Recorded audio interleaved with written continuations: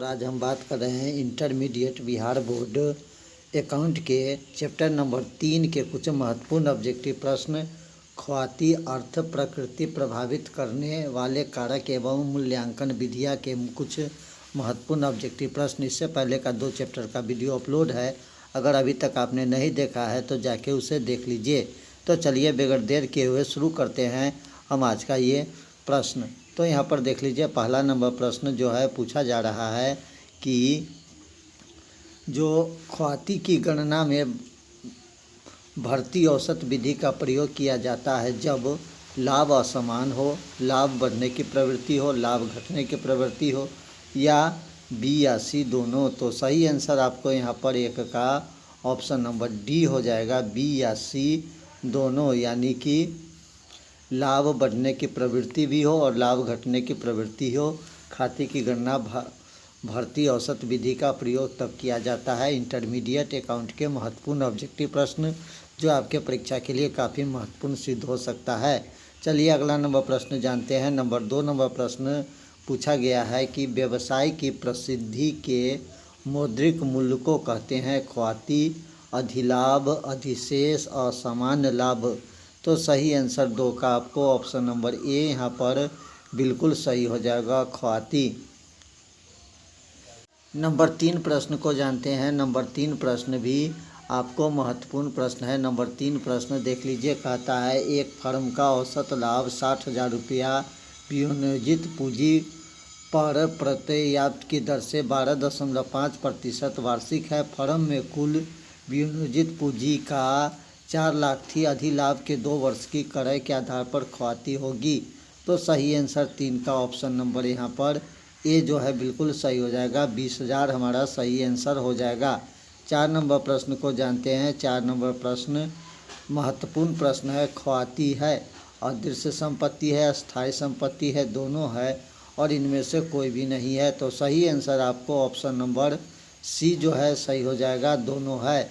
5वां नंबर प्रश्न को जानते हैं। 5वां नंबर प्रश्न भी आपको काफ़ी महत्वपूर्ण प्रश्न है। सामान्य लाभ पर वास्तविक लाभ का आधिक्य कहलाता है अधिलाभ, निश्चित लाभ, असमान लाभ या डी इनमें से कोई भी नहीं। तो 5 का आपको सही आंसर ऑप्शन नंबर ए यहाँ पर सही हो जाएगा, अधिलाभ। 6 नंबर प्रश्न को जानते हैं। 6 नंबर प्रश्न भी आपको काफ़ी महत्वपूर्ण है। ख्वाती है मूर्त संपत्ति, काल्पनिक संपत्ति, अमूर्त संपत्ति और चालू संपत्ति। तो सही आंसर ऑप्शन नंबर सी, अमूर्त संपत्ति सही हो जाएगा। 7 नंबर प्रश्न को जानते हैं। 7 नंबर प्रश्न भी महत्वपूर्ण प्रश्न है। पूंजीकरण विधि के अंतर्गत ख्वाती की गणना की जाती है। औसत लाभ का x, क्रय वर्ष की संख्या, अधिलाभ का x, क्रय वर्ष की संख्या, अनुमानित भावी लाभ का कुल बट्टागत मूल्य और अधिलाभ प्लस अनुमानित आय की दर। तो सही आंसर आपको यहाँ पर जो हो जाएगा ऑप्शन नंबर यहाँ डी जो है बिल्कुल सही हो जाएगा, अधिलाभ हमारा अधिलाभ प्लस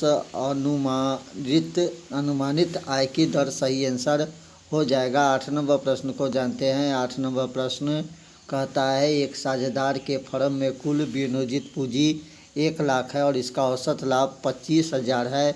सामान्य परिस्थिति में कार्यरत समान फर्मों में प्रयायात के समान दर 20% है। फर्म का अधिलाभ कितना होगा? तो फर्म का अधिलाभ यहाँ 8 का सही आंसर आपको ऑप्शन नंबर 8 का सही आंसर यहाँ पर ऑप्शन नंबर बी सही हो जाएगा। बी आपको ऑप्शन नंबर बी सही हो जाएगा, 5 सही आंसर हो जाएगा। चलिए 9 नंबर प्रश्न को जानते हैं। 9 नंबर प्रश्न पूछा गया है और 9 नंबर प्रश्न को जानते हैं। 10 नंबर प्रश्न है। 10 नंबर प्रश्न को यहाँ पर पूछा गया है ख्वाती का मूल्य क्या होगा यदि वास्तविक औसत लाभ 8,000, लाभ की समान दर 10% और विनियोजित पूंजी 50,000 है। तो सही आंसर आपको 10 का यहाँ पर ऑप्शन नंबर डी जो है बिल्कुल सही हो जाएगा, यानी कि 30,000 हमारा सही आंसर हो जाएगा। 11 नंबर प्रश्न को जानते हैं। 11 नंबर प्रश्न यहाँ पर पूछा गया है यदि सामान्य प्रेत की दर 10%, औसत लाभ ₹39,000 और औसत विनियोजित पूंजी 3 लाख हो तो पूंजीकरण की विधि द्वारा ख्वाती होगी 50,000, 70,000, 90,000 या 80,000। तो 11 का जो है सही आंसर ऑप्शन नंबर यहाँ पर सी जो है बिल्कुल सही हो जाएगा। 90,000 हमारा सही आंसर हो जाएगा। 12 नंबर प्रश्न को जानते हैं। 12 नंबर प्रश्न भी आपको काफ़ी महत्वपूर्ण प्रश्न है। 12 नंबर प्रश्न यहाँ पर कहता है एक फर्म 1,10,000 लाभ अर्जित करता है। इसी प्रकार के व्यवसाय में समान प्रयत्न का दर 10% है। कुल संपत्ति का मूल्य ख्याति को छोड़कर तथा बाह्य दायित्व क्रमशः 11 लाख और 1 लाख है। ख्याति के मूल्य है। तो सही आंसर 12 का आपको ऑप्शन नंबर यहाँ पर ए जो है सही हो जाएगा, यानी कि 1 लाख रुपया हमारा सही आंसर हो जाएगा। ऑप्शन नंबर 12 का सही आंसर ऑप्शन नंबर ए यहाँ पर सही हो जाएगा। और ये सभी हिसाब जो है जो 1 लाख रुपया कैसे होगा वीडियो में जो है मैं बना रखा हूँ अलग से, वो जाके आप देख सकते हैं। चलिए 13 नंबर प्रश्न जो है पूछा गया है कि ख्याति इस संभावना के अतिरिक्त कुछ नहीं है कि पुराने ग्राहक पुराने स्थान को ही चुनते हैं। ख्याति की यह परिभाषा द्वारा दी गई है। तो स्पाइस एवं पैगलर, ICAI, लॉर्ड एल्टन और ऑप्शन नंबर डी AICPA। तो सही आंसर आपको ऑप्शन नंबर सी यहाँ पर हो जाएगा, लॉर्ड एल्टन।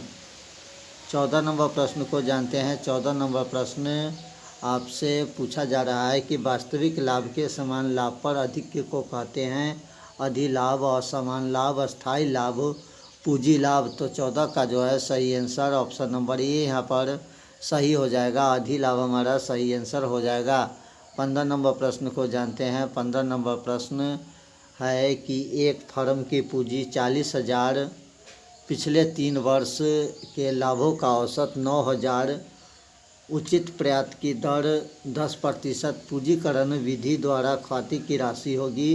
तो ख्याति की राशि यहाँ पर 15 का आपको सही आंसर ऑप्शन नंबर ए सही हो जाएगा। 50,000 हमारा सही आंसर हो जाएगा। 16 नंबर प्रश्न को जानते हैं। 16 नंबर प्रश्न पूछा गया है कि राम ब्रदर्स का औसत लाभ 30,000, पूंजी रुपया 2 लाख, व्यवसाय में समान प्रतिफल की दर 10% है। अधिलाभ की पूंजीकरण विधि का प्रयोग करते हुए ख्याति का मूल्य होगा। तो 16 का आपको सही आंसर यहाँ पर ऑप्शन नंबर ए जो है सही हो जाएगा। 1 लाख रुपया हमारा सही आंसर हो जाएगा। 17 नंबर प्रश्न को जानते हैं। 17 नंबर प्रश्न कहता है अधिलाभ से आप क्या समझते हैं अथवा अधिलाभ का क्या अर्थ है। तो कुल लाभ बटा वर्षों की संख्या, औसत लाभ माइनस सामान्य लाभ, भर्ती लाभ बटा कर वर्षों की संख्या, और डी इनमें से कोई भी नहीं। तो 17 का आपको सही आंसर ऑप्शन नंबर बी जो है सही हो जाएगा। औसत लाभ माइनस सामान्य लाभ हमारा सही आंसर। 18 नंबर प्रश्न को जानते हैं। 18 नंबर प्रश्न जो है पूछता है सामान्य लाभ पर औसत लाभ का अधिक्य कहलाता है अधिलाभ, निश्चित लाभ, असमान लाभ और शुद्ध लाभ। तो सही आंसर है आपको 18 का ऑप्शन नंबर ए यहाँ पर सही हो जाएगा। अधिलाभ हमारा सही आंसर हो जाएगा। 19 नंबर प्रश्न को जानते हैं। 19 नंबर प्रश्न 19 नंबर प्रश्न कहता है एक व्यवसाय में विनियोजित पूंजी 1,50,000, लाभ रुपया 50,000, समान लाभ की दर 20%, पूंजीकरण विधि से ख्याति की राशि होगी। तो पूंजीकरण विधि से ख्याति की जो राशि होगी आपको ऑप्शन नंबर यहाँ पर डी 1 लाख रुपया जो है सही आंसर हो जाएगा। 20 नंबर प्रश्न को जानते हैं। 20 नंबर प्रश्न कहता है कि एक संपत्ति जो अमूर्त है, काल्पनिक नहीं है और वसूली मूल्य होता है वो कहलाता है। ऑप्शन नंबर ए भवन, बी भूमि, सी संयंत्र और डी ख्याति। तो सही आंसर 20 का ऑप्शन नंबर डी जो है सही हो जाएगा। ख्याति हमारा सही आंसर हो जाएगा। 21 नंबर प्रश्न को जानते हैं। 21 नंबर प्रश्न कहता है कि एक फर्म का औसत लाभ 12,000, पूंजी 80,000 और समान प्रतिफल की दर 10% है। पूंजीकरण विधि द्वारा ख्याति की राशि होगी 40,000, 60,000, 1 लाख रुपया और ऑप्शन नंबर डी 20,000। तो सही आंसर यहाँ पर ऑप्शन नंबर ए 40,000 सही हो जाएगा। 22 नंबर प्रश्न को जानते हैं। 22 नंबर प्रश्न विगत 3 वर्षों के लाभ 42,000, 45,000। औसत लाभ के 2 वर्ष के क्रय पर ख्वाति का मूल्य होगा। Option number A 42,000, 84,000। Option number C 1,26,000 और ऑप्शन नंबर डी 36,000। तो सही आंसर यहाँ पर ऑप्शन नंबर बी सही हो जाएगा। 84,000 हमारा यहाँ पर सही आंसर हो जाएगा। 22 का आपको ऑप्शन नंबर बी 84,000। 23 नंबर प्रश्न को जानते हैं। 23 नंबर प्रश्न कहता है निम्न सूचना के पूंजीकरण विधि के प्रयोग करते हुए फर्म की ख्वाति ज्ञात कीजिए। फर्म में लगी कुल पूंजी 80,000, प्रति की उचित दर 15%, वर्ष लाभ 1,20,000। तो 23 का आपको सही आंसर यहाँ पर ऑप्शन नंबर सी 7,20,000 जो है सही आंसर हो जाएगा। 24 नंबर प्रश्न को जानते हैं। 24 नंबर प्रश्न पूछा जा रहा है औसत लाभ आधार के अंतर्गत ख्वाति की गणना की जाती है। खरीदे गए वर्षों की संख्या माइनस औसत लाभ, खरीदे गए वर्षों की संख्या गुना अधिलाभ प्लस प्रत्याशित प्रत्यय की प्रतिशत दर और डी इनमें से कोई नहीं। तो सही आंसर 24 का ऑप्शन नंबर ए यहाँ पर सही हो जाएगा। खरीदे गए वर्षों की संख्या माइनस औसत लाभ। 25 नंबर प्रश्न को जानते हैं। 25 नंबर प्रश्न कहता है अधिलाभ के आधार के अंतर्गत ख्वाति की गणना की जाती है। खरीदे गए वर्षों की संख्या माइनस औसत लाभ। तो सही आंसर यहाँ पर आपको ऑप्शन नंबर बी जो है सही हो जाएगा। खरीदे गए वर्षों की संख्या गुने अधिलाभ। 26 नंबर प्रश्न को जानते हैं। 26 नंबर प्रश्न आपको कहता है एक फर्म की पूंजी 90,000, 10% समान लाभ का अनुमान है। यदि फर्म की वास्तविक लाभ 13,000 है तो अधिलाभ का 3 वर्षों में क्रय आधार पर ख्वाति के मूल्य होगा। तो क्रय आधार पर ख्वाति के मूल्य आपको ऑप्शन नंबर बी 12,000 रुपया सही आंसर हो जाएगा। 27 नंबर प्रश्न को जानते हैं। 27 नंबर प्रश्न कहता है कि एक फर्म की पूंजी 50,000, 10% समान लाभ का अनुमान है।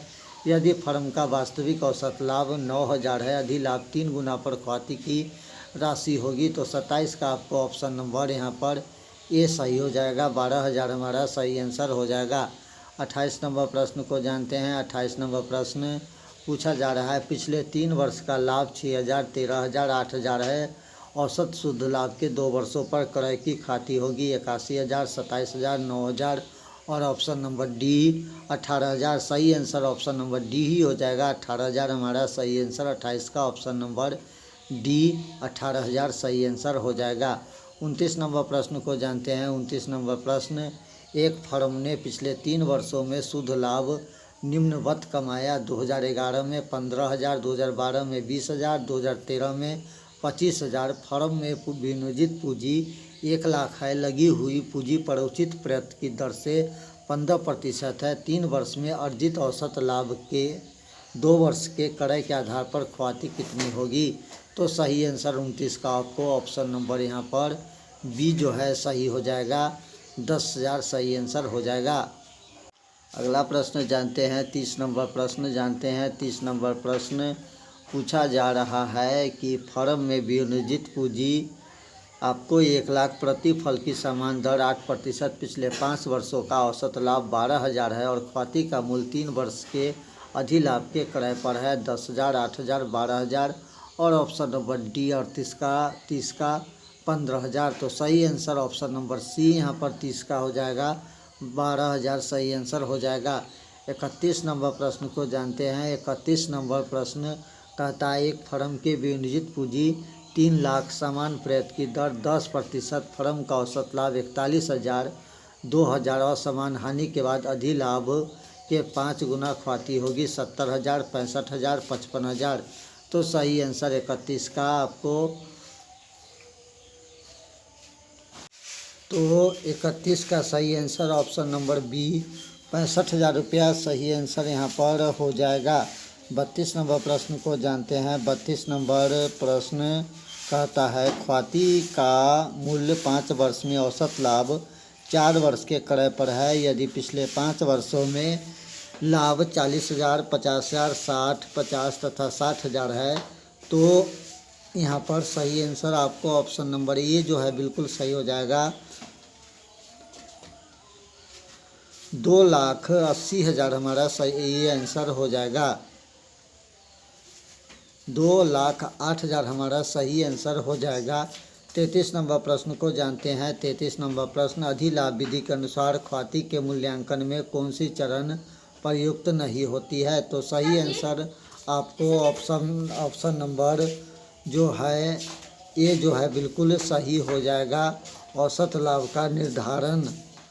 34 नंबर प्रश्न को जानते हैं। 34 नंबर प्रश्न जो है पूछा जा रहा है, अधिलाभ का अर्थ क्या होता है? समान लाभ से कम, समान लाभ से अधिक, औसत लाभ और डी इनमें से कोई भी नहीं। तो 34 का आपको सही आंसर ऑप्शन नंबर बी यहाँ पर सही हो जाएगा, सामान्य लाभ से अधिक। अगला प्रश्न जानते हैं हमारा 35 नंबर प्रश्न भी आपको काफ़ी ही महत्वपूर्ण प्रश्न है। एक संपत्ति जो कृत्रिम काल्पनिक नहीं है लेकिन अमूर्त प्रकृति के है, इसकी वसूली मूल्य होती है मशीनरी, भवन, फर्नीचर और ख्याति। तो सही आंसर आपको 35 का ऑप्शन नंबर डी यहाँ पर सही हो जाएगा, ख्याति हमारा सही आंसर हो जाएगा।